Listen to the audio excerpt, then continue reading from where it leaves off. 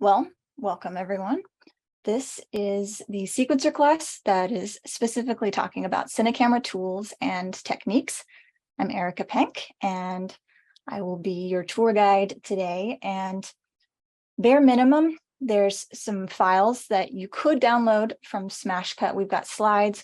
I'm using the stylized Egypt project from the marketplace. And if you wanted to use one of your course projects from a previous sequencer class, that will work. And I've got two project files that you can download. One is a vanilla blank start project, and then there's a complete version just in case something happened, you had to step away and you missed something, then you'll have something to fall back on later. But you don't need both right now. If anything, you could just do the start or just open an old sequencer class project. You'll be fine. And then also in those downloads, there's an import folder, and there's two files in there. One is for a dirt mask and another is a reference video. And you could just watch that part as well, but just wanted to give you a little bit of an orientation on what those files are. And then there's also some optional supplemental videos for a shader that I will be teasing at the end of this class. I would just recommend just watch the teaser in this class first, see if you're interested, and then if you are, then you could go and download those videos, but you don't have to do that right now. All right. So we're going to begin with an overview of Cinecamera and its controls, components, and viewport functionality. Then we will look into the look at and focus tracking and explore some of the camera rigs like the rig rail and camera cranes. And then we'll add camera shake, and we'll show a couple different applications for image planes or image plates and media tracks so that you could add an artsy image overlay, or you could bring in some animation reference of you acting out a scene and then bringing that in. And then finally, I will tease how you can make a crossfade or a wipe shader in the engine without going into a nonlinear editor to do that. And for those of you who are curious, you can check those out later, but I'll at least scrub through and talk through it. So let's dive in. I'm going to hop into Unreal. And so this is the start vanilla project. That's what I'm in. I just made a copy of it so that I could start fresh again. And here we go. So the Cinecamera is a specialized camera actor designed to replicate real world behavior. And the regular camera actor, it only had field of view and aspect ratio controls, and that was it. So you had to do trigonometry math in the blueprints if you wanted to do any further functionality. So it's really nice that we don't have to do that anymore. And Cinecameras allow you to adjust film back, lens, and focus settings. And you can also track objects and track focus. So let's actually add a Cinecamera, which I'm sure many of you have already done. And I happen to have my Place Actors tab docked. And just in case you don't have that set up in your project, let me just close that tab and start from scratch. So I'm just going to Window, Place Actors, and then what you can do is either undock or dock to sidebar. I just like that because then it saves precious screen space, and then when I'm done, I can just make it go away. But I'm going to just drive over to the beginning of this rig rail section. So I'm where Manny is. I'm going to bring the camera over there. So I'm going to my Place Actors tab, going to just drag in a Cinecamera actor. Here we go. And I'm going to keep my workspace tidy for this demo. So what I'm going to do is shift click that top triangle in the outliner next to stylized Egypt demo start, and then regular click so that it only opens with collapsed folders. And I'm going to create a new folder and call this 00_demo. I'm just using numbers to force it all the way to the top. So this folder is where I'm going to put this camera. So I'm using F2 to rename. I'm going to call it cam_intro and bring that camera into my demo folder just to keep it nice and tidy. And then also in my content browser, I'm going to make a new folder underneath the content folder. Just going to right click, new folder, and this one I'm going to call _demo_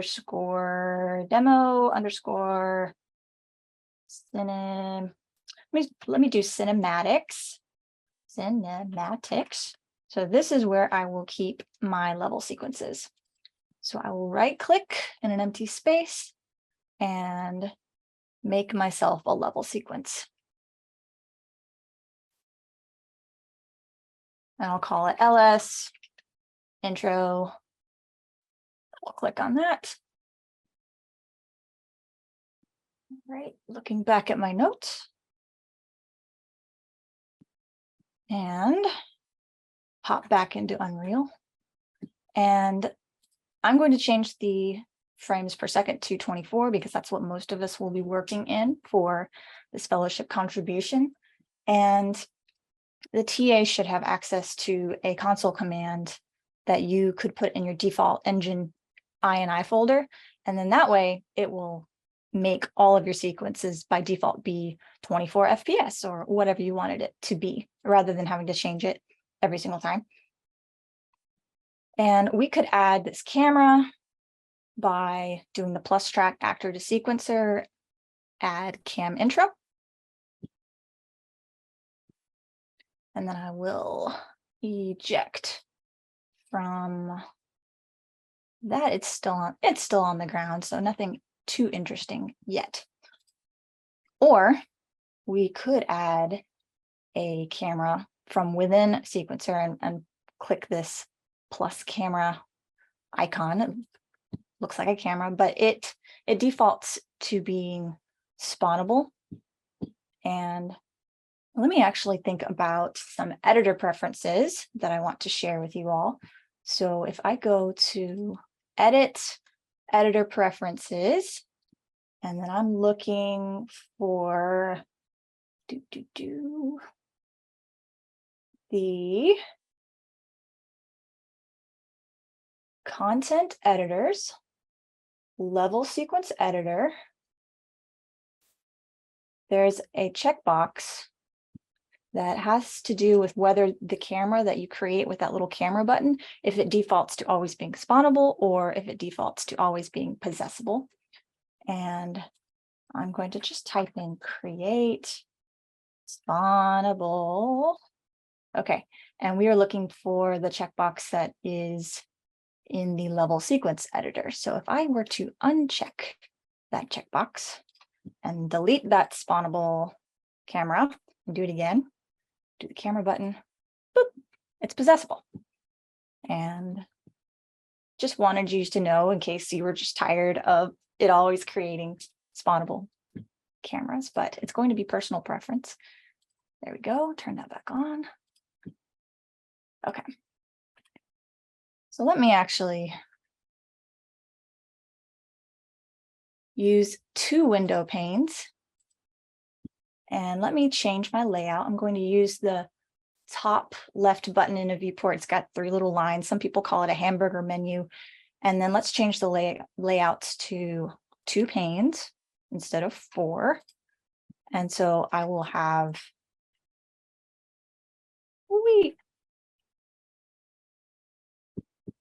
2 windows. I'll use the right to pilot my Cinecam, and then the left I'll use perspective just so I can see a little better. So let's figure out where the intro camera is. So I'm going to click on that and see if I can maybe hit F and find it. There you are. Okay. So what I'm going to do is in order to pilot this camera, I am going to use the lock cam to selected viewport. Okay. So now I'm looking at Manny. Okay. All right, so I've got my bearings. We're good. And I can just delete that Cinecamera Actor 6 that I created from the sequencer. And there's one more thing I wanted to talk about on this slide. So on the camera intro, I have the camera selected, but sometimes you may or may not want the little preview window that comes with the camera. So this is another editor preference. If I go to Editor Preferences, Level Editor, and then Viewports, and then I look for the preview selected cameras, I can turn that on or off, and I can even adjust the size too.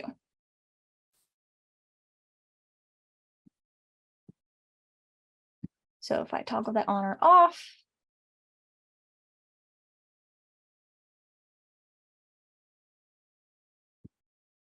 sometimes you can even make it larger. And let me bring in another camera too, just for good measure. So there's my new camera that I just dragged in to show this, and I made the camera preview size humongous, or I could uncheck that checkbox, and then you can see the preview went away. So there you go. Okay, so I'm going to click on my intro camera. Let's look at the details panel on the right. And as many of you have probably noticed so far, that you can change the film back. It could be a 16:9, it could be IMAX. We've got a lot of options here. I'm just going to reset it to 16:9 digital film. And then you could even change your sensor width to be different numbers as well. But I typically leave these as is, but if you have a specific camera and you know the sensor width and height, you can look up those specs and you can type it in and match it to your heart's content, which is really cool. And I've got some documentation links posted in here that are really helpful.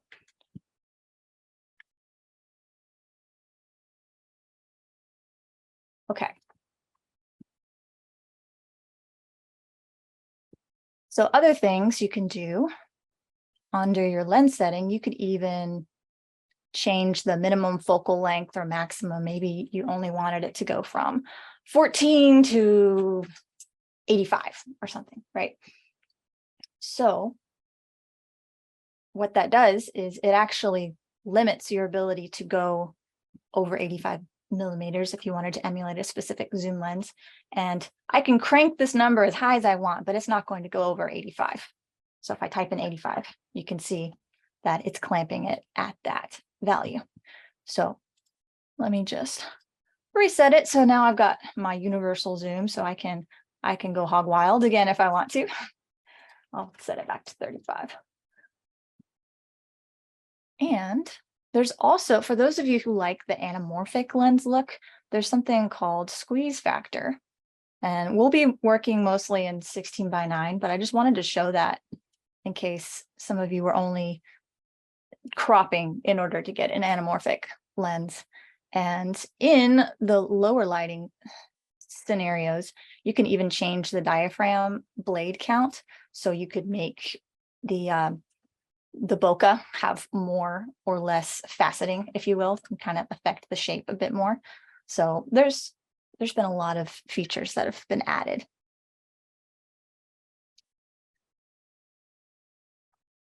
Okay, so let's talk about viewport functionality. So I'm going to go to my perspective button in the right viewport pane, and I'm going to switch it to cinematic viewport. And so now I've got more things that I can see. And if I click on this little grid display button in the top right of my viewport, you'll see that we can add a rule of thirds grid, a crosshair if we maybe have more of a central Wes Anderson type look and some other different frameworks to work with. And then of course, action safe, title safe, your own custom framing if you want. And you can even change the color if you are in an Arctic tundra and white is just not a good color. But what I'm going to do is I'm going to use my first file from the import folder. And you could just watch, but I want to give a big shout out to Graham Robinson, who posted in the fellowship Slack alum chat workspace. And he actually posted this dirt mask and he used it to use a golden ratio overlay for his composition, which I just thought was so cool. So let's do that. So I'm going to go back to my content browser. I'm going to make a folder for just bringing in my stuff. So right click, new folder, calling it _demo _cinecam assets, or you can call it import or whatever makes sense to you. And then I'm going to grab my dirt mask, just drag it on in. It's just black and white pixels. There's no alpha on this thing. And then I still have my cam intro selected. And I'm going to just keep scrolling down, and we'll talk about some of these other settings later, but I'm going down to the post process, going down to, I believe is it lens?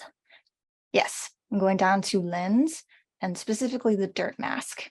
I'm going to turn on the dirt mask texture, just drag that golden ratio image in there, and I'm going to go back to my viewport. I'm going to turn off the grid layout because I want to use this dirt mask instead. And to amp up the intensity so I could see it, I can, let's change it to 50 or something. And let's make sure that I'm looking through the intro camera. And actually, I want to look at it through the right pane. So let me adjust that. There we go. Okay. So then I could use that to maybe have Manny in that little spiral. So have fun, play with that. And then when you're done, you can just uncheck it or reduce the intensity, whatever your preference. Okay. And if you want to minimize the chance of the left view pane or other view panes getting piloted by the camera, you can uncheck allow cinematic control. That helps some, but sometimes just the best way to know that the piloted camera is going where you want.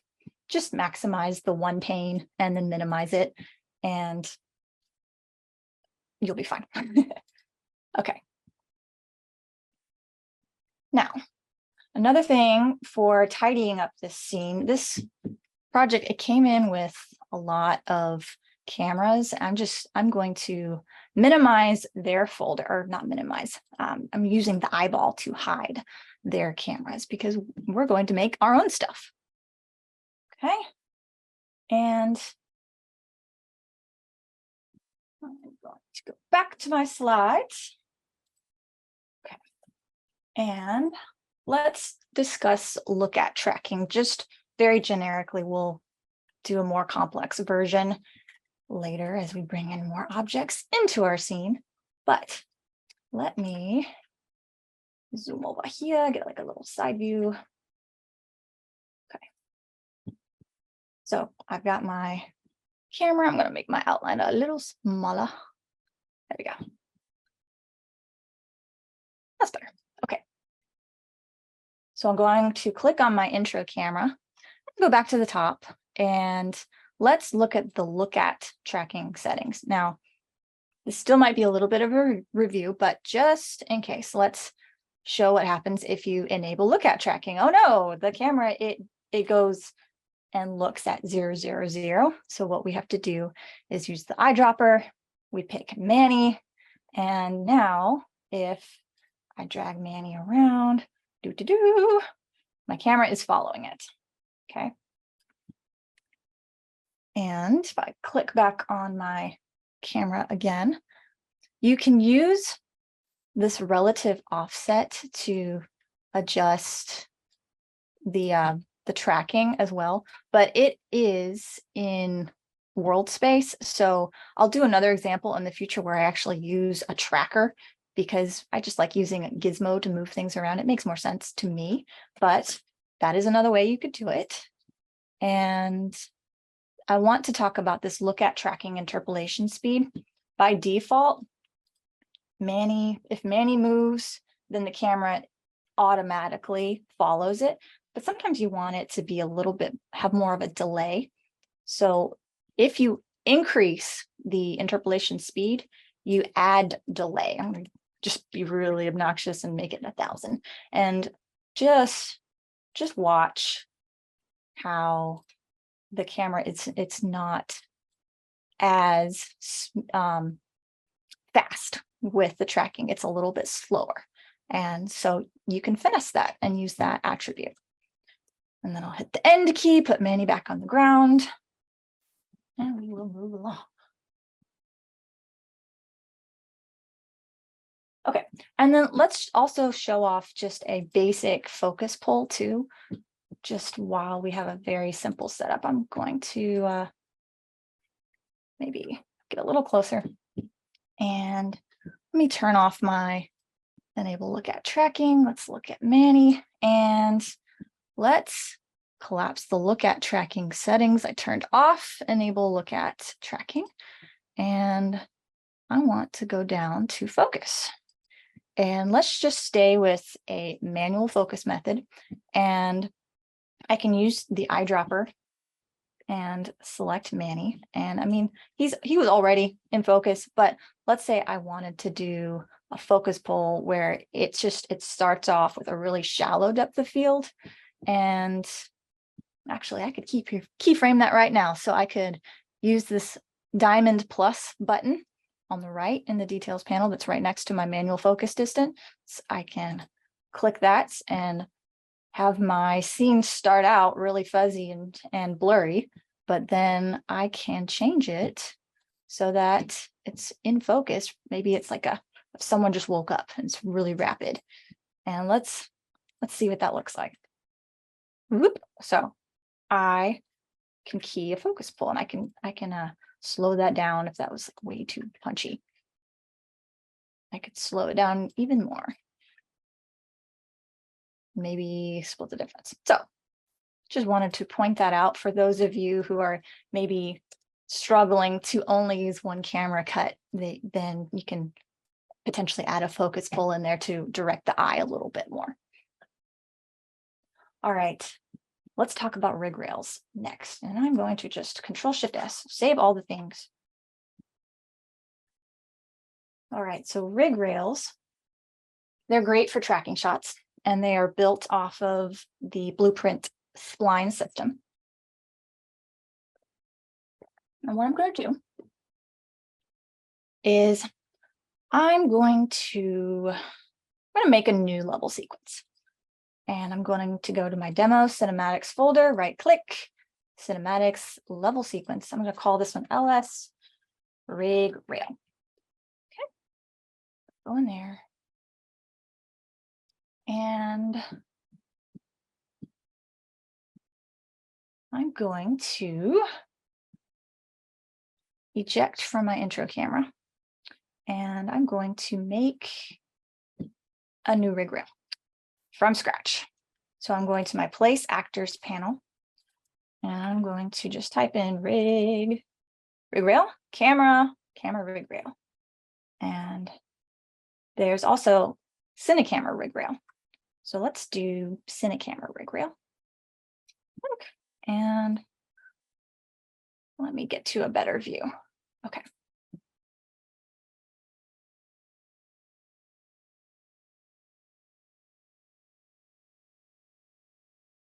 And let me also compare it to just a regular camera rig rail.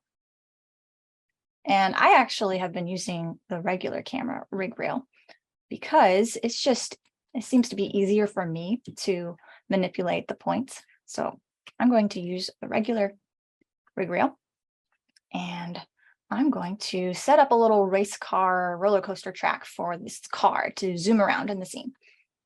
And I'm going to rotate it 90 degrees, actually 180. There we go.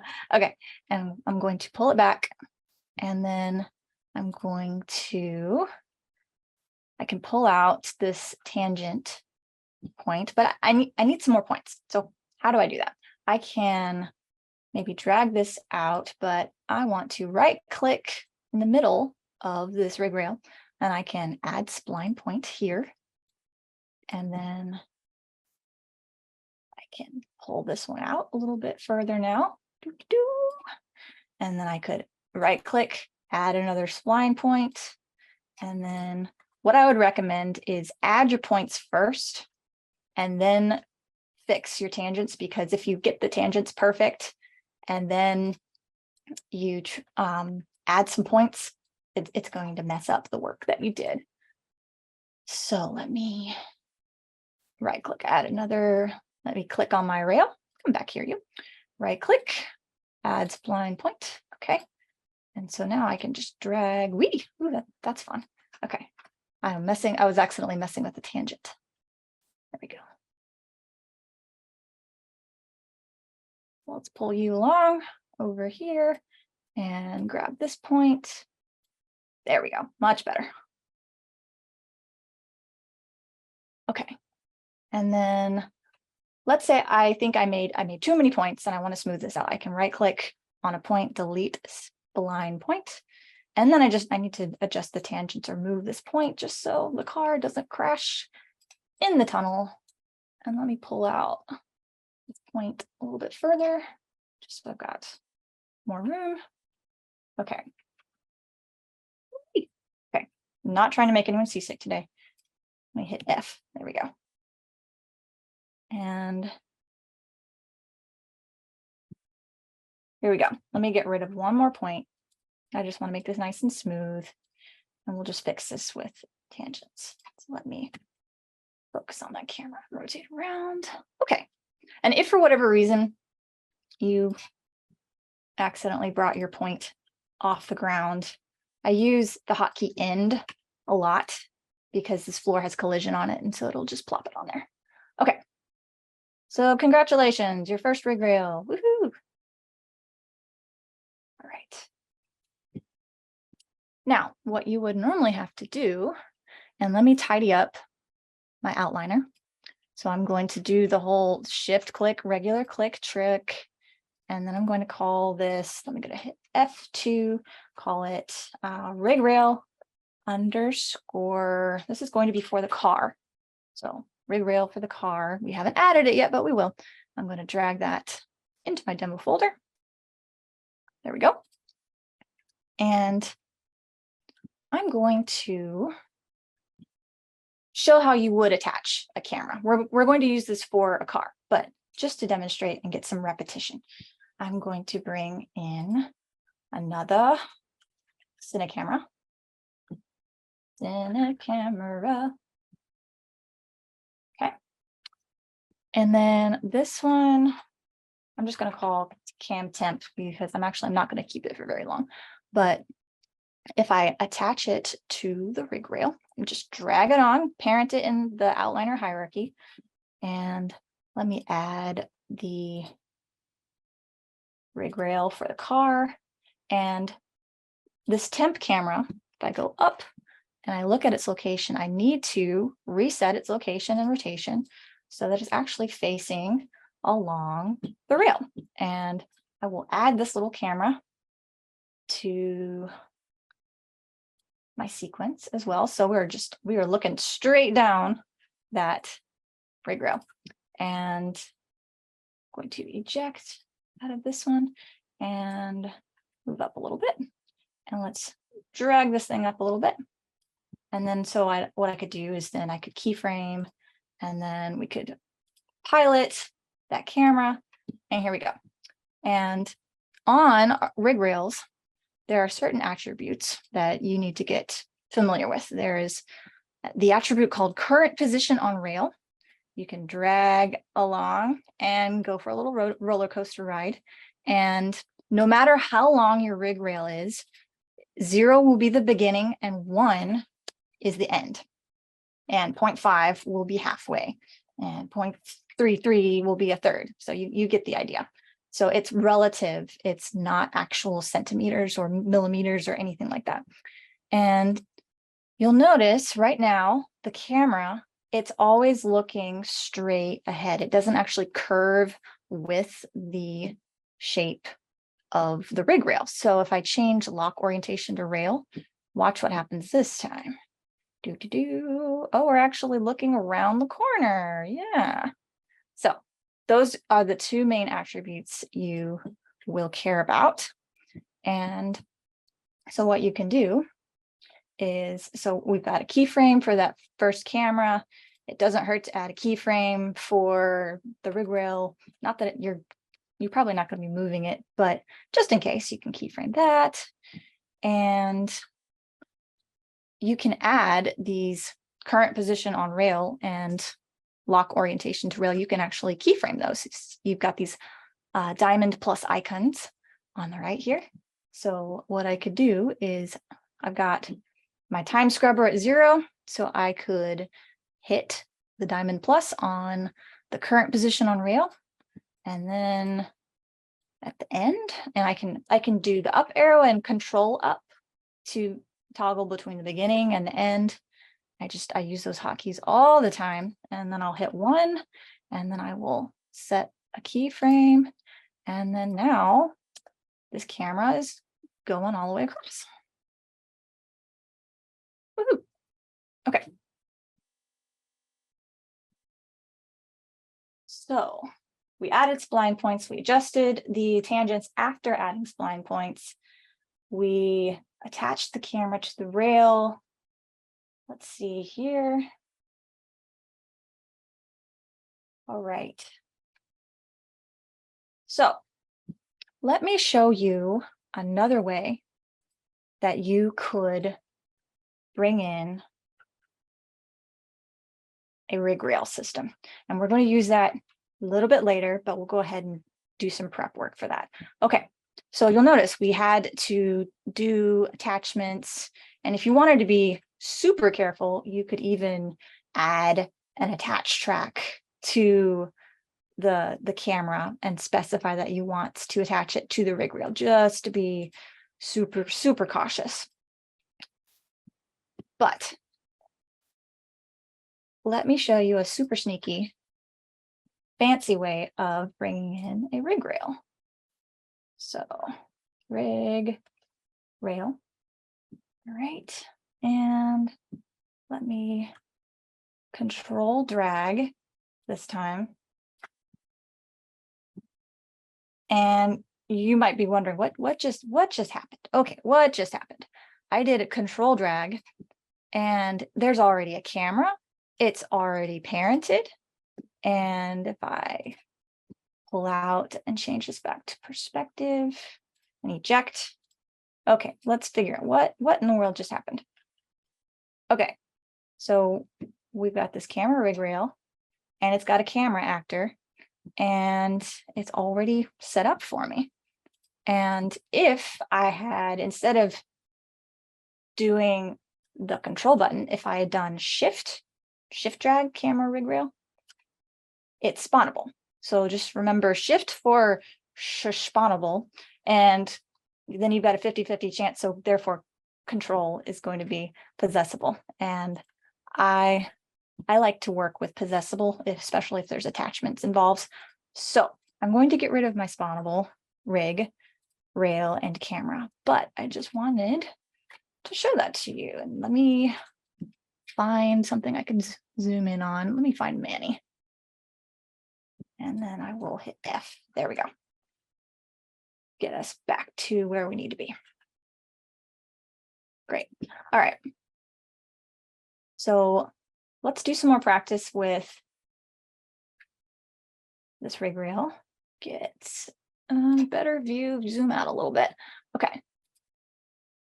So I'm going to make a track for rig rail camera to follow along as this car comes along next. So I'm going to take my 2 points and just make a, come here you,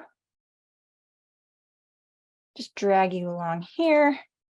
And then I'm going to add another spline point in the middle to make a curve. And then maybe I'll stretch it out a little bit more, just give us some more to play with. And we will call that good. In just a second, let me take this tangent handle, rotate you a little bit more. Okay. So we'll call that good. Let's just name our cool, fancy auto setup rig rail that we brought in with the control button. And I'm going to call this, I'm going to call it rig rail cam, sure. And the camera, I'll call it cam _ RR because that's the one that's on the rig rail. And let me bring those into, let me do my shift click. So shift click, regular click, and then bring my little happy rig rail and camera in. And I don't actually need the camera on my original rig rail that's for the car anymore, but it was just to show you that's how you would normally set it up if you didn't know the fancy hotkey. So I'm going to get rid of that. Goodbye, camera temp. Boo. Okay, let me get rid of it in the sequencer first, just so sequencer is not unhappy with me. Okay. There we go. All right. Save all the things. And we'll fix this camera binding in a bit. It'll be okay. So let me go back to my slides and let's bring in a car. It'll be a different car. It'll be a sports car. And what I'm going to do is go to my content browser, hit the plus add button and add feature or content pack. Bring in the vehicle, add to project. And there's going to be a couple folders that pop in the bottom. All right, so we've got vehicles, vehicle templates. Great. So we can X out of this. Perfect. So I'm going to, I believe it's the vehicle template blueprints, sports car. Let's bring in the sports car pawn. All right. Swig of tea. Okay. So I got my car. Let's go back to sequencer. Let's add the car to the rig rail that's for the car. So we've got our sports car pawn. Let's drag it onto the rig rail that's for the car. And then you guessed it, we need to reset the location because it's still in the same spot. So I'm going to reset the property of the location and the rotation. Now it's facing the proper direction. Wahoo. And let's go find the rig rail car. And we have current position on rail. All right, the car is animating. Let's see what we think about the speed of this. It might be a little slow. So I'm just going to zoom in. Boop, a doop, a doop. Look at Manny. There we go. Okay, let's see what we got here. Okay, so that's a little slow. I'm going to just bring in that. And maybe I'll drag it and maybe it goes and does its thing in 75 frames. Or if I actually wanted to stay with the 24 FPS, let's make it 72. That's a nice number. So let's try again. Okay, we'll stick with that for now. And if for whatever reason you don't have the current position on rail in your sequencer, you could just go to plus track and then you can add those attributes, either lock orientation to rail or current position on rail in with this track addition option instead of just using the keyframe property. So there's multiple ways to do everything. And let me see how my intro camera is doing because I want to have a camera that's actually looking at the car. So I'm going to pilot this camera and going to add it to this sequence. And okay.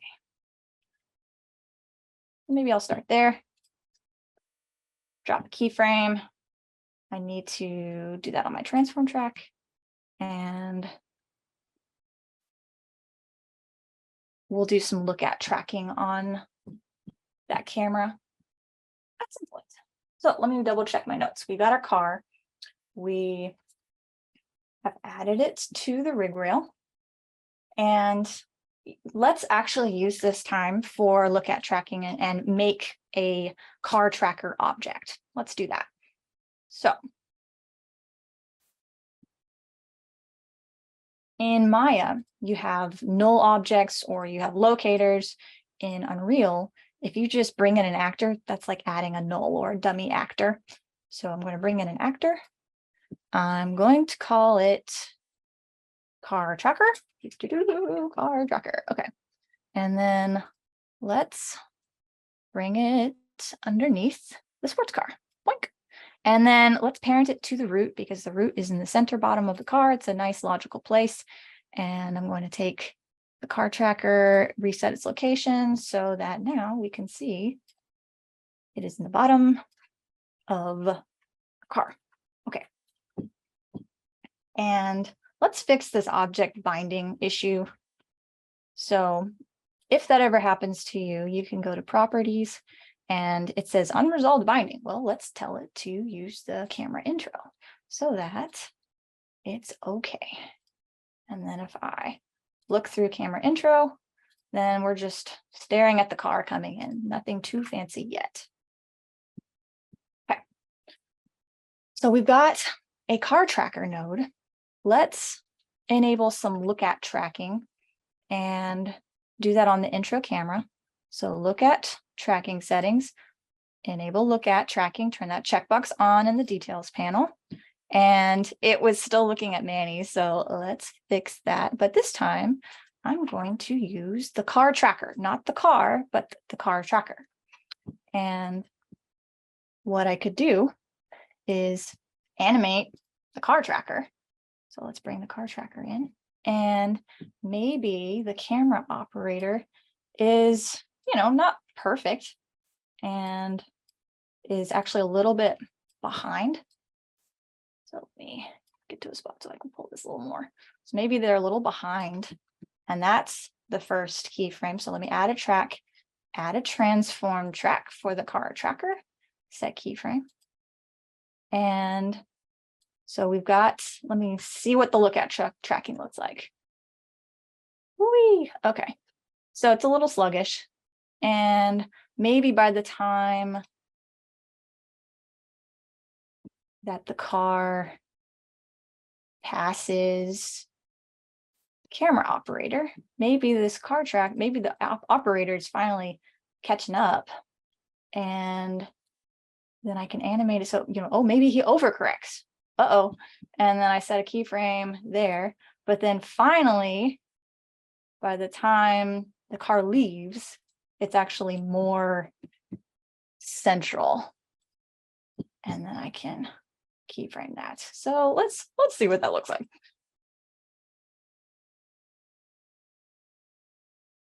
So that's why I like using the car tracker or the dummy null object, because I have a gizmo that I can physically yank around and see in world space, and I can use the curve editor and make tweaks in there if I want to, rather than just using the relative offsets. Although you could still do screen space, you could still do some offsets on top of this. All right. So we've got our car, we used a tracker, and we've got current position on rail. We talked about control dragging in a rig rail and saw how it already handled the attachments and added some of the attributes for us. All right, there's one more thing to talk about on the rig rail. If the preview mesh scale is too small or big, you can adjust that number as well with the preview mesh scale on the rig rail.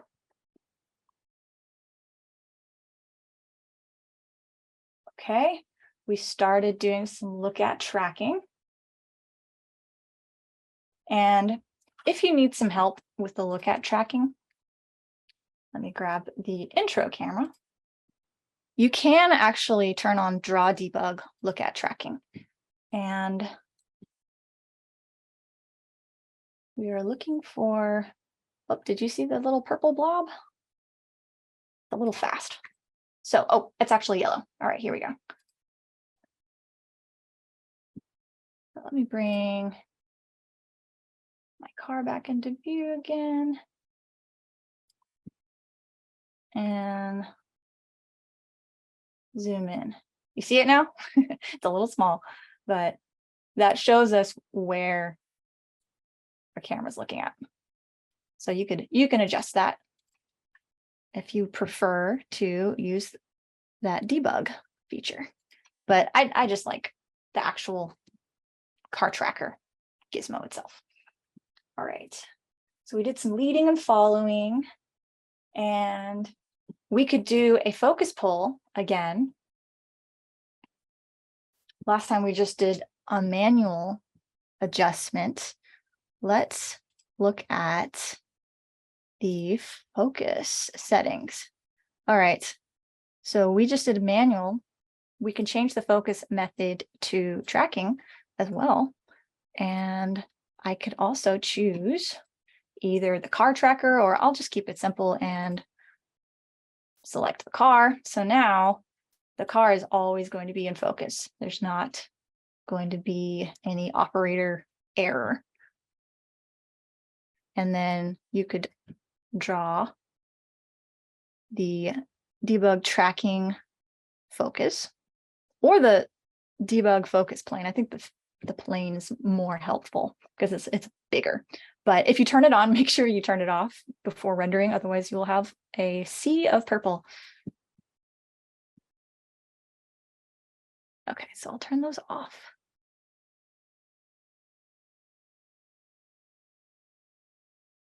All right. Okay. I'm going to try and get camera crane in, and then we'll take a break, and I'll see if there's any questions in the lecture notes chats that are glaring. So let's do this. All right. So we learned how we could control drag or shift drag a camera rig rail. Well, guess what? You can do the same thing with a crane. It's pretty fancy. So I'm going to control drag and let me eject and get the proper cameras set up in my view panes. So I'm going to come over here, and then I'm going to do some housekeeping. And let's call the camera rig crane. I'm going to call it CRC underscore. It's also going to be looking at the car. And let me take the Cinecamera and call it cam underscore. It's on the crane, sure. And then I'll take both of these and bring it into my demo folder. Okay, so let's take a look at the camera rig crane. Let me move it back. It's about to get run over by the car.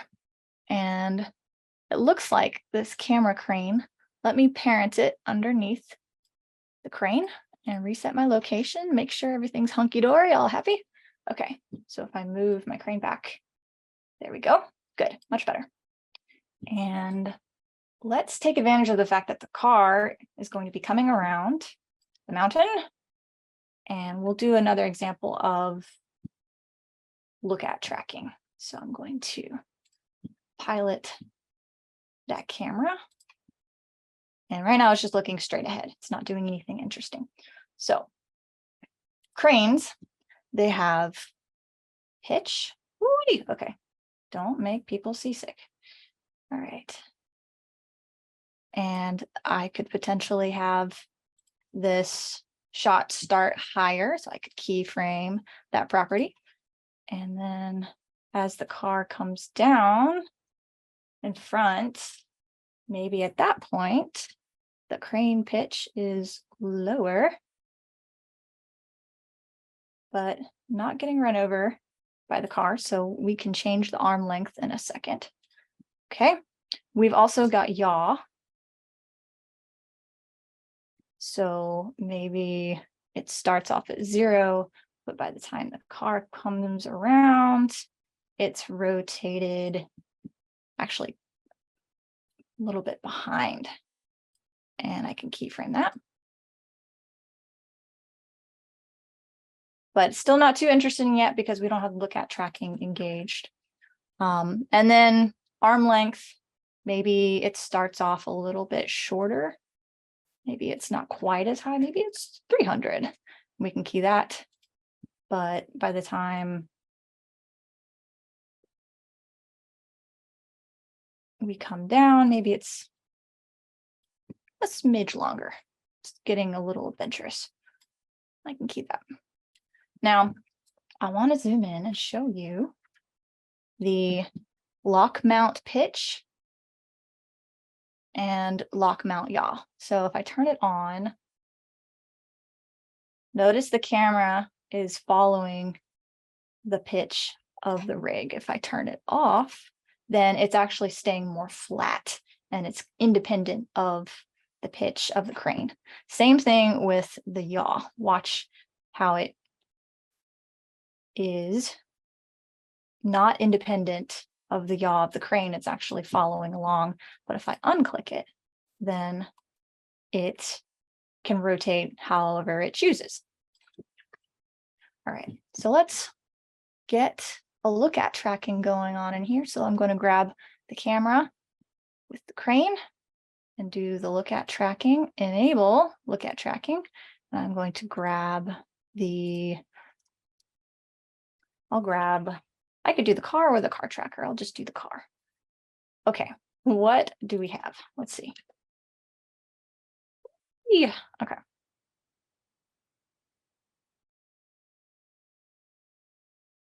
So we could tweak and tweak, but just to demonstrate all those features, I think we are doing okay.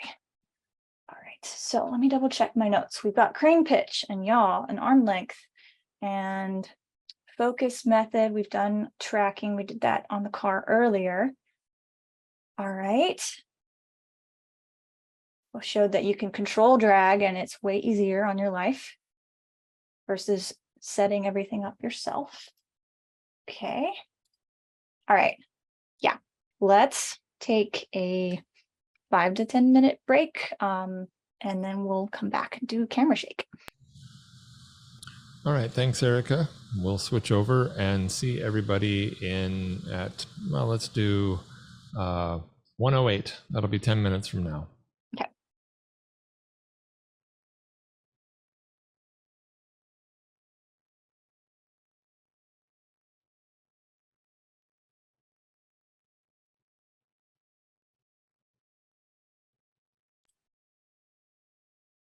And then share screen. All right. So we are back in our fellowship presentation mode.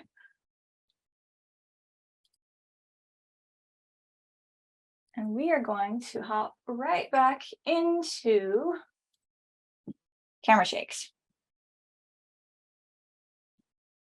So if I go back into my Unreal project, we are going to go back to our content browser and go to the Cinecam assets folder where I've been dumping stuff, and going to show you how to add a blueprint that does camera shake. So if I right click, add blueprint class, and then instead of adding an actor or a pawn, I'm going to expand the all classes, and I'm going to look for camera shake base, camera shake base. So that was camera shake base. I'll select that. And then I will call this BP underscore, I could call it camera shake, or maybe it's crane shake or whip pan shake. I'll just call it camera shake. Okay. And then if I were to double click on this blueprint, wait for Unreal, there we go. It gives me an event graph. This is a really simple blueprint. You don't actually need the event graph. So I'm going to close it, double click on it one more time, and this is much more reasonable. And let me actually compile save. Okay, so there is a documentation page that I really like.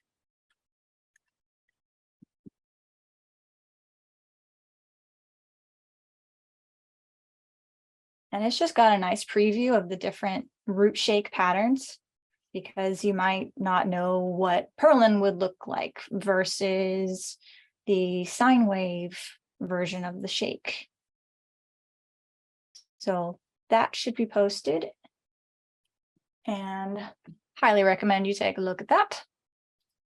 But I'm going to use the purlin noise camera shake and then expand the new options that we've got. So we've got location, field of view, and timing. And I really don't adjust the field of view. I don't think a camera operator would normally be adjusting the zoom that much. I think if anything, it would be location and rotation shake. And if you want the camera shake to last a specific duration, you can give it 1 second, 2 seconds, a certain number of seconds duration. But if you change it to 0, it will actually expand and happen throughout the entire duration of your sequence clip. And I'm just going to have a short 1 second blip that happens when the camera, when the car zooms by. And so I'm okay with it actually having a beginning and an end. So I'm going to keep the duration 1, but I just wanted to let you know in case you're like, no, the whole thing is going to be an earthquake. The whole time it should be shaking. Okay, set it to 0. And then what I can do is maybe I want to see what these location attributes do. So let me just use some obnoxious numbers, maybe do 15 and 5. Let's just test the location shaking. So I'll compile, I'll save, I will get rid of my editor preferences and dock my BP camera shake. Come on now. There we go. Thank you. Okay, and I will go back to my sequence, and then on the camera underscore crane, I'm going to hit the plus track button on the camera crane track, and I'm going to go to the camera shake track and find my blueprint camera shake. And then you'll see that we've got 24 frames or 1 second of shakiness. And I want it to happen when maybe as the car is getting close. So let's see what we got.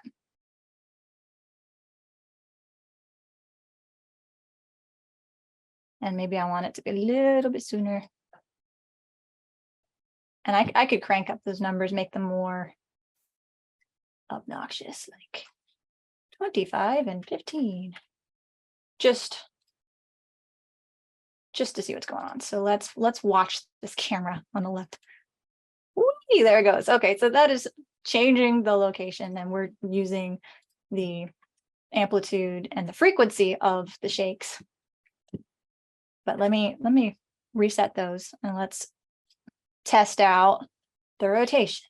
And maybe I'll also do 15 and 5 or something and compile, and then save. Switch back over to my sequence. It will live update. So this time it's more on the rotation. It's not so much the location. We can kind of see it do a little bit of a funky dance, but that's nauseating. So let's make these numbers a bit more subtle. And perhaps I'll do 10 and 2.5 for the location. So 10 for the amplitude, multiplier, 2.5 for the frequency multiplier. Those were for the location. And then I'll hop down to the rotation, do something much more subtle, not 15 degrees, but maybe 0.2 or something. And we'll keep the rotation frequency multiplier to 5, compile, save. This is going to be much, much more subtle.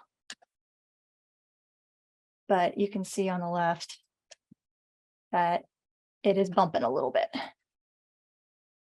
So there you go. And one more thing, you can actually layer these shakes. So let's say you wanted to add multiple camera shake tracks. You could have one that's more macro level shake, and then you could have another one that's more fine detail and layer them on top of each other. You could do that as long as you don't turn on single instance.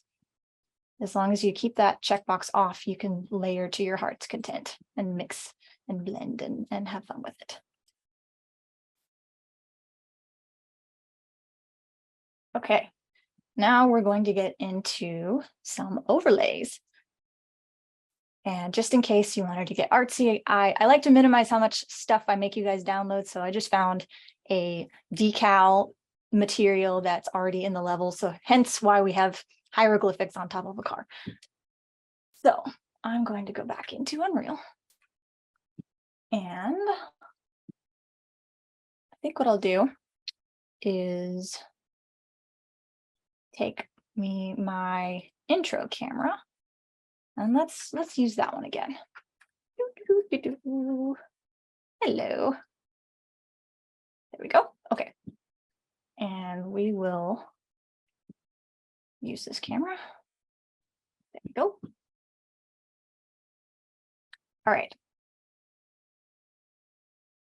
So in this project, let me move my little zoom window. There we go. In the plugins, the image plate plugin should already be enabled, but if it's not, for whatever reason, you can check that on. It's very light.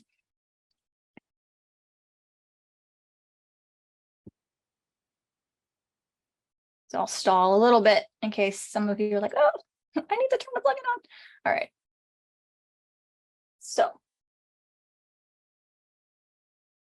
all I'm going to do on my intro camera is I'm going to look at the details panel on the right and hit the plus add button.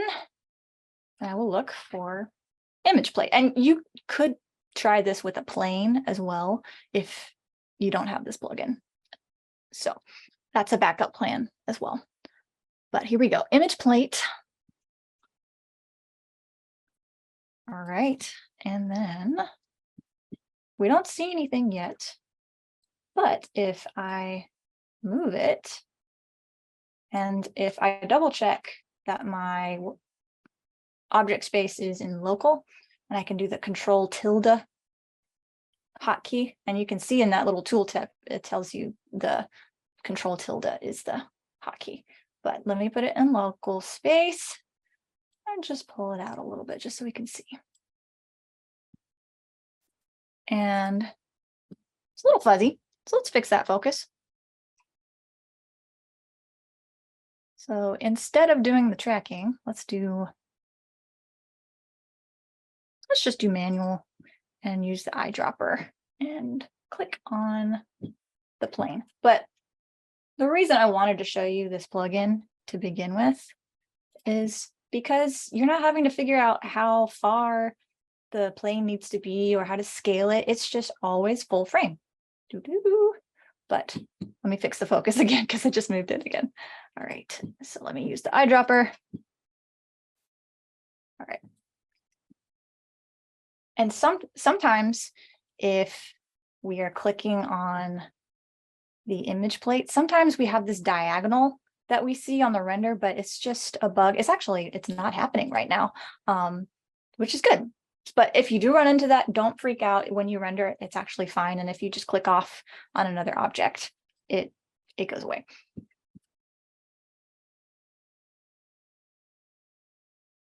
All right. So we need a material with some opacity because right now we're just blocking our view. And this material has hieroglyphics, so I'm just going to search for it. It's not in my folders. It lives in the level. It's from the Stylized Egypt project. And for starters, let's use this material instance decal hieroglyphics 01 inst. Say that 5 times fast. And then I will go to my image plate. I will expand the advanced triangle, and that's where the material is hidden. Sometimes I had a hard time finding it. So it's image plate, details, and then you have to open up that advanced section. And then if I click on the material instance, decal, hieroglyphics, blah, blah, blah, and then I click on the left arrow, then it will hot swap. And there we go. Oh, okay. So there's that bug I was talking about. Apparently it's more with opacity potentially. Interesting. But if I click off of it, you'll see it's gone. It's fine. It's fine. It renders fine. No need to panic. All right.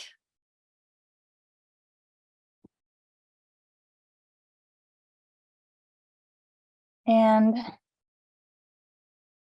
sometimes when you have overlays and you have things that are moving really fast, sometimes the motion blur and the overlay, they don't play nicely. So what I'm going to do is show you how to change this material. This is very niche, but I have a feeling there's going to be at least one random person who's going to have a render issue where the order of what is rendering is not what you had in mind. So let's duplicate the parent material with the decal hieroglyphics. And I'm going to just duplicate the master, and then we're going to make some tweaks so that the hieroglyphics will always render out on top of the car, no matter how fast it's zooming past. So I'm going to duplicate the master hieroglyphics material. I'm going to call it, let me F2, thank you. Let me call it decal demo. There we go. Okay, so we've got decal demo. Let's go in there and let's make some modifications. Now, the reason why sometimes you might have issues with motion blur not playing nicely with your overlay is because there's this attribute called, I think it's translucency. Let me try after.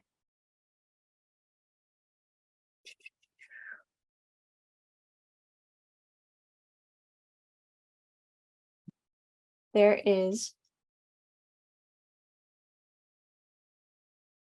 translucency. It would help if I actually click on the material node. That helps. Okay, so I'm looking for this translucency pass. Right now it says after depth of field, but I would actually want it to be after motion blur, but I can't change this attribute. So what I have to do is actually change the type of material that it is to get access to that tweak. So we're getting really technical and in the weeds, and if you don't need this, it's okay, just watch. All right, so what I'm going to do is change the material domain to surface. And so that way I can actually get to the translucency pass, and I can change it to be after motion blur. There we go. And let me double check if there's any other things I need to change. Change it to surface. We've got translucent, so we can still have opacity. That's good. And then also, we don't want the shading model to be lit. We want it to be unlit so that the hieroglyphics are not affected by lighting. It's just in front of our camera. It's an emissive thing, and all is well. So I'm going to apply, save, and if I show you the next slide, this is what it looks like after I made those tweaks. in my original version of this, the car was actually in front of the hieroglyphics because it was zooming so fast. So that's why I made that tweak. And so what you would do after you make the material changes, you would make a material instance because it's just better to work with material instances. They're lighter and they have the parameters exposed. Go. And so then I would apply that to my image plate and take the new instance. Ta-da! So that's for those of you who want to get artsy. But sometimes metahumans, you have to do some tweaks with motion blur as well. So I thought it was worth mentioning. Okay, so let's show how you could bring in a plane, and let's bring in some footage of me doing actual acting animation during my SCAD days. And this thing is ancient. It's 720 by 480 aspect ratio, but I digress. It's just so that you can bring in a video and then you could be watching it and animating and trying to make sure that what you're creating actually matches your reference. So I'm going to make a new camera. Let's do that. So I'm going to place actors, Cinecamera actor, drag that in and move that window. Okay. And then I'm going to call this one cam_ref, just because it's got some reference footage. And whoops, let me do the shift click, regular click trick so that I can easily just drop it into the demo folder. Great. Okay. And let me add my reference camera to this massive sequence. And we are piloting it. And I want to look at Manny. Hi, Manny. How are you? There we go. Okay. And for this one, we're going to add a regular plane. You don't necessarily need an image plate for this one. And I'm going to add a plane. There we go. And add that to the reference camera. Boink. And let me get to a better angle so you can see. So for this one, we have to adjust the scale, and I'm going to make it 0.72, whoops, 0.72 by 0.48 because, like I said, ancient aspect ratio, it was 720 by 480. And then I'm going to lock the scale so I can scale it up or down and it'll still be the right ratio. And then I'm going to adjust the rotation, do 90, 0, 90, so that I now have something in front of the camera. And I could scale it down a little bit more. Doop doop. And let's position it upright. And you can turn off snapping if that helps. Okay. So we scaled it, we moved it, but we don't have a video yet. Save. Go to my content browser. Let's go back to the Cinecam assets folder, clear my filter. There we go. And if you are following along, then you can go to the import folder and drag this ancient video of me, my SCAD days, called Ref Blob, because the action reaction was I was this blobby character that was curious, examining this object, but then I got startled and jumped back. And that was the scene. So we brought in the media file, and I had a better luck with MP4. So if for whatever reason your movie format's not coming in, change it to MP4. Okay. So drag in the media element, and if you're curious, there's a really great documentation page that I should have that I will grab Unreal image plate. Here we go. Let me make sure it's 5.2.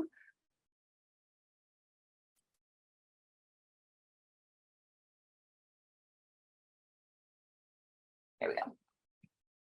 Come to me. And I am straight up just following the instructions on this page. It's very clear. So it's working with an image plate. You can do this with an image plate or a regular plane, but where we are is we're at the we're about to do the media texture part, but what we can do is we can make a material. We can follow the order that they do. All right. So that is very helpful in case you just like to see things laid out. So I've got this reference blob, save all, save all. Okay. And then I'm going to right click. I'm going to make a material that's going to go on my plate. And here we go.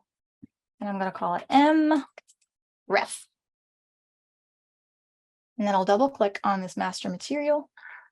And then this one, I'll check my notes.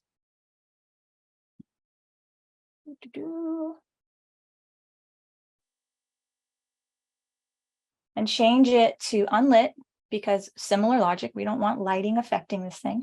And we want to turn it into a two-sided texture, and we want to turn off ray traced shadows so that we don't have shadows on the ground because of this thing. So make it two-sided, turn off cast ray traced shadows, and we want to change the shading model to unlit. Okay. So material domain is the same, blend mode is, we're just affecting the shading model. We made it two-sided and we turned off ray trace shadows. So we will apply and save. It's not very interesting yet, but stay tuned. So we've got our reference footage, we've got our plane, we've got a material for the plane, but we need some help on the media side to hook things up. So I'm going to right click, go to media, click on media player. And then you see that checkbox? Let's check on the video output media texture asset. That just saves us a step. So let's go ahead and do that. And I'm just going to keep the names default. Okay, so I've got a media player, and then I've got a footage with the blob character acting, if you will. And there I am, being this curious blob that's running up and checking this thing out and getting startled and then settling. So there is blackmail footage for you. So what we need in this material is we need to bring in that footage. And so let me move this over. I want the media texture asset. So I'm going to drag in the media texture asset and then just take the RGB output of that, plug it into the emissive, apply and save. Now it's still white, but don't panic. We really won't see it until we use a media track in the sequence. So let's make sure that this plane that's on this reference camera has our new material. So I'm going to click on the material underscore ref and do the little left arrow hot swap button so that now my reference material is on the plane. But let's go into sequencer. We have our reference camera in there, but we don't have any media yet. So let's go to plus track in the sequencer, very bottom, media track, and we will do the plus media option, and we will find our media source reference blob. Now, there's one more thing we have to do. Don't panic, it's still white. let's right click on the media track. And we are waiting for the properties tab. And it says unresolved binding. So what we have to do is actually go and find that new media texture. So go find the media texture that has the footage on there.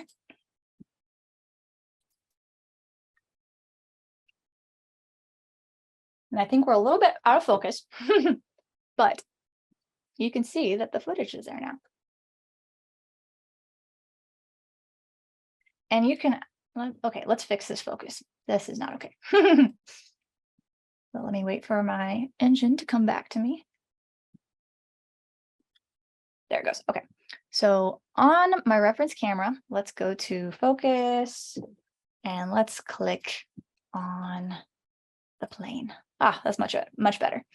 Now, the only downside with this is if your subject is further back, what you might want to do is actually move this plane to be much closer to Manny, so your focus can be similar. Now, obviously, I got to scale this thing back up. Boink. And then move you back up. Okay, so now let's fix focus one more time. Okay, that's better. My eyes don't hurt anymore. And, maybe we could scale this up. But on this media track, you'll notice there's a lot of time where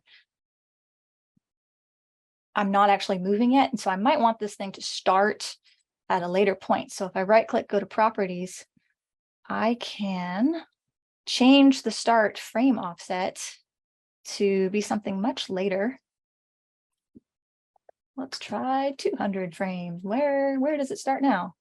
Okay, so that was maybe a little bit too much. I want more time before I jump. So let's try 150. So I'm just peering and then reacting and settling. So just in case you didn't feel like trimming your clip, you can adjust when the media track starts. Okay, how are we doing on time? All right. So we fixed the focus. We've got our footage in there. Okay. Now we get to tease this fancy shader thing that has been super hush-hush so far until now. Okay. So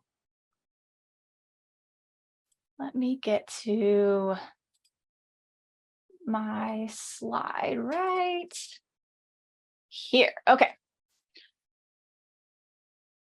So this question, can you just perform a wipe in Sequencer?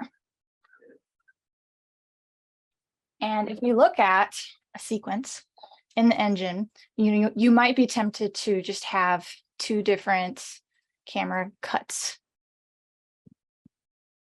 Maybe I go from my intro to the ref or something, and you might want to try and actually blend those together. And look, ta-da, crossfade. It doesn't work that way, especially if your cameras are in two different levels. So let me just make this thing be the intro camera the whole way through. There we go. Or I could make it the reference camera if I prefer. Let's do that.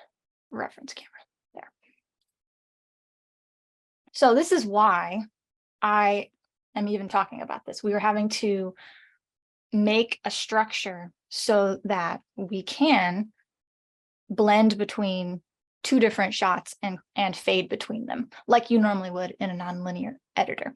So high level, what is possible is you could take your first shot camera and your second shot camera and add a scene capture component to each of those so that you can pull the pixels and put them on a render target and see the pixels that the camera sees, so to speak.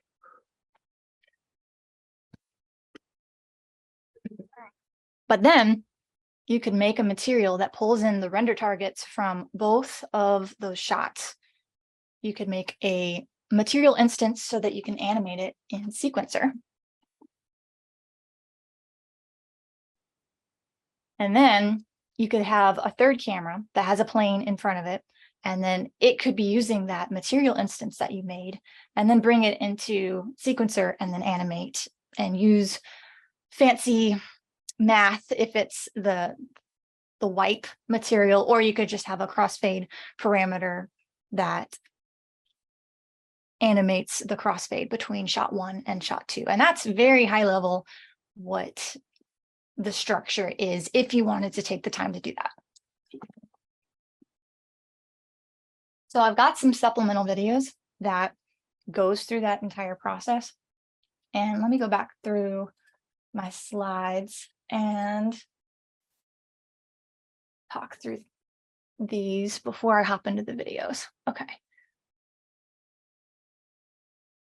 So here's some screen grabs of adding a scene capture component, right here. And then I was speaking with Kevin Miller, who was working on these originally. And there was an issue that it was really more just a warning, but if you try to use this approach, when you add a scene capture component, you could get just a visual artifact glitch. And in order to make that warning go away, you could add this little command to the default engine INI. It actually, it looked like it still rendered okay, but I like to have all those warnings gone if I can. So I just wanted to put that in there in case you ran into that working with scene capture components.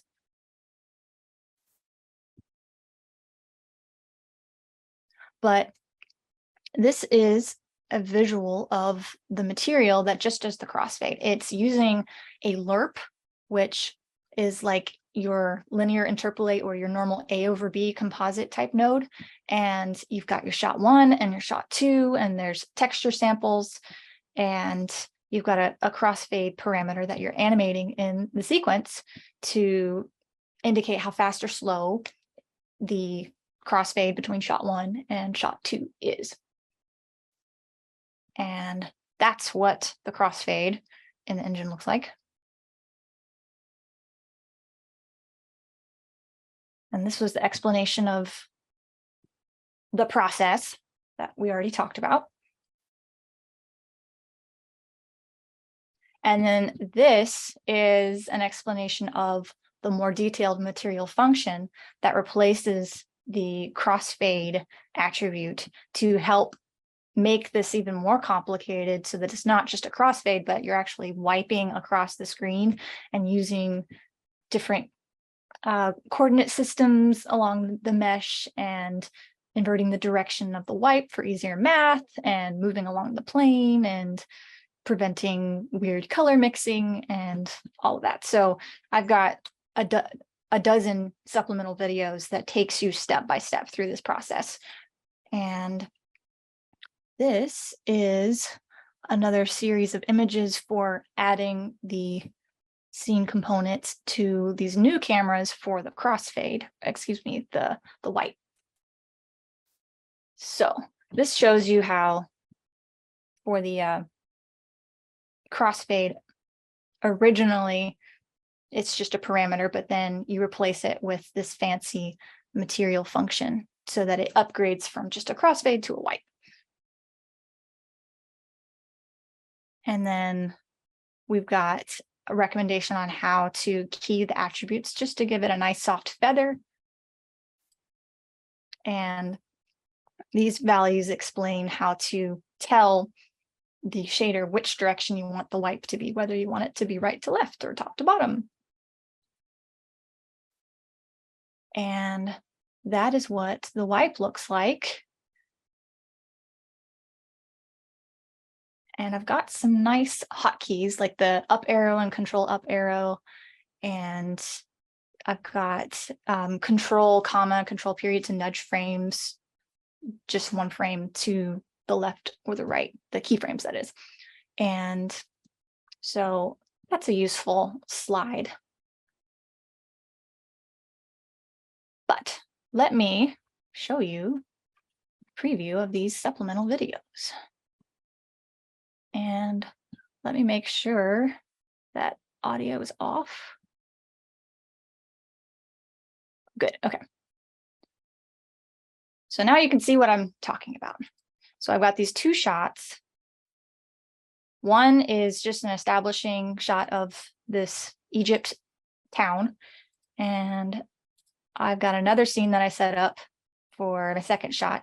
Now this is the little visual glitch I was talking about with the warning when you add the scene capture component. So that default engine INI command helps with that. And so what's happening in this one is we're adding scene capture components to each of the cameras by using the plus add and then making render targets that then take in what the scene capture components see from the camera. And that's what's happening in this first video. Okay, and then building the material that takes in those render targets, using some texture samples, and then using the lerp, and then creating a parameter that will then define whether we're on shot 1 or 2. And then that goes into the emissive of this material.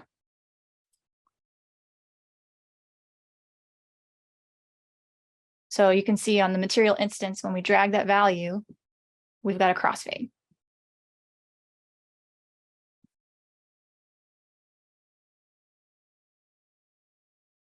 And then we've got a third camera that it's just viewing the result of the material that is the composite of the two cameras. And so then we set up the plane, and some of this should look very similar. And so we apply the material instance on that plane. And then eventually, we fix the focus. And then here's where I change that console command to help with the shadows that you can see in the background. And then we add this third camera to sequencer. And then we add the plane, and then we add that parameter. And then we animate the crossfade. Oh, and then that bit is me showing you that there's a little bit of noise if you move either camera too quickly. So that is a limitation with the setup. So just so you know.